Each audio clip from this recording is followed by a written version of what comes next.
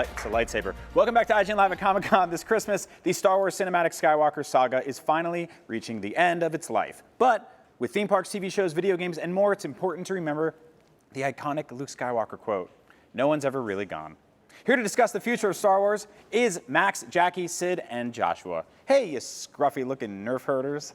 And I thought you smelled bad on the outside. Yeah, I know. It's Star Wars quote. What? Is that? It's yeah. Check out Star Wars. The hit films. Oh, we got it. Yeah. So Episode 9 is just a few months away. The Rise of Skywalker. We got the first trailer at Star Wars Celebration this year. We're getting sort of little teases here and there, but that's it for movies that we know of. That like we know of some things in production, but for movies with titles, with release dates and everything, Star Wars Episode 9 is going to wrap up the 9-movie saga, plus some side stories here and there. What happens next? I don't know, but I think that I'm kind of, don't crucify me for this, but I think I'm ready for a break. Only because like I kind of want to be starved so that I have that sense of whenever they give us news again, it's that huge moment of hype and there is more of like a climax. Mm-hmm. Because while as a Star Wars fan, I'm really enjoying all of this. I'm like, yeah, amazing, yes, so much. I do feel like my reaction to all of it is kind of dampened a little bit. Sure. So torture me a little bit. I do think that, like, unlike something. Oh God. I think. I will. I think. Unlike something like Marvel, which I think maintains a steady hum throughout the year and it works, just like comic books are just constantly being released. There's a sort of magic to Star Wars, and I think it does get lost when it's constantly there. So pulling away for a little bit is good. Luckily, there are multiple trilogies in development. To make sure that that doesn't happen for too long. We have the Weiss and Benioff Game of Thrones guys doing something that is rumored to be Old Republic related. What could possibly go wrong? Yeah. You get the guys who did Game of Thrones, and they're doing a Star Wars trilogy, and it has connections to a BioWare game. Yeah. 3 of the most optimistic audiences on the internet who always get along. Yeah. So this will just make a perfect triangle of hell.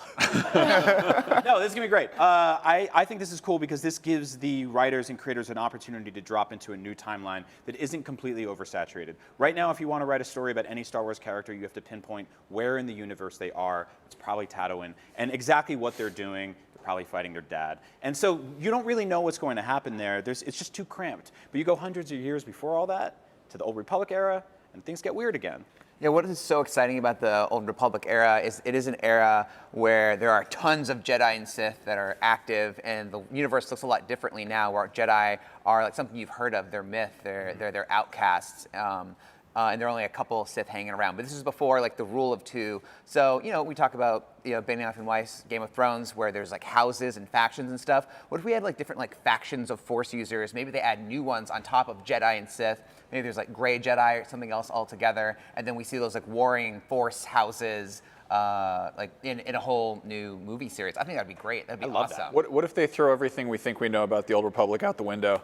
What if they do like medieval Star Wars with like things are just completely sort of like It'd be new. Yeah. And they've all got the Kylo Ren crossguard saber. What if they had like regular design, swords? right? They just have Just actual swords, Yeah, no they light just got yet, swords. just the sabers.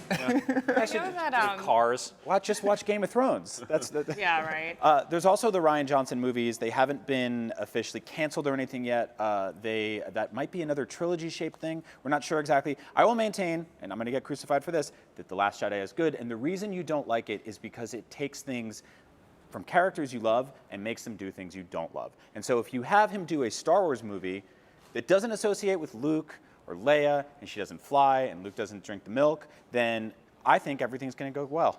Dude, if it's about that broom boy, I'm out of here. Why? I kind of agree with that. It was cute, but a little too cute.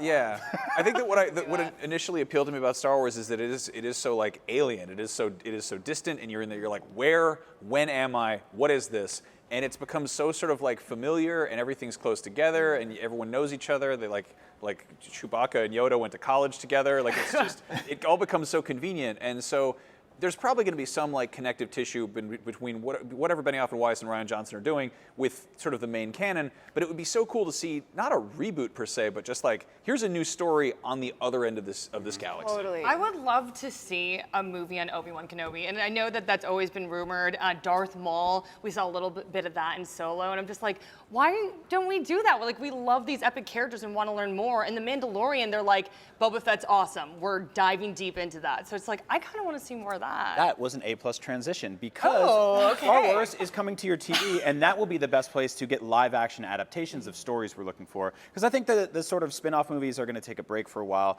but we are getting The Mandalorian, which is now confirmed to be 2 seasons. We are also getting the Cass Andor and K2SO sort of buddy cop show that shows their adventures before they're killed in Rogue One.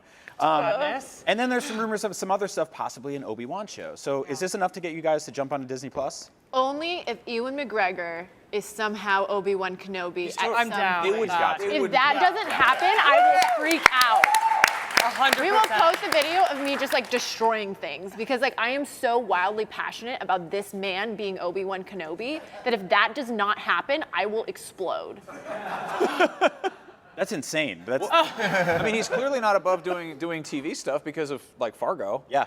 He's sort of old enough to be the right age to be Obi-Wan, you know, in those weird Tatooine dark ages. Yeah, and in the Star Wars comic books, they actually have these sections where Luke is reading from Obi-Wan's old journal, and it just flashes back, and we get to see what he was up to on Tatooine as Luke Skywalker was growing up. And yeah, there's some scenes where he's like fending off some, bad guys. Diary. I'm dreaming about my crush on Mandalore.